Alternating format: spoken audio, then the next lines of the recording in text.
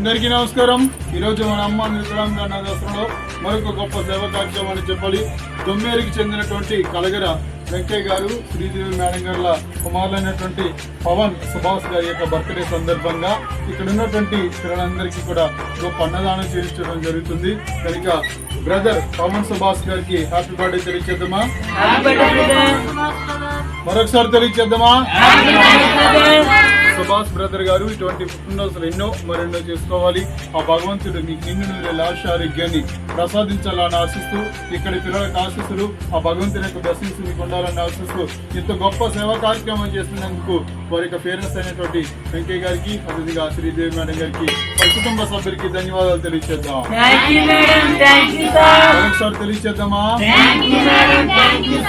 యొక్క సర్వీస్ ఇక్కడ తీసుకున్న కాశీ గారికి, అదేవిధంగా కిషోర్ గారికి మనం ధన్యవాదాలు తెలియజేస్తాం.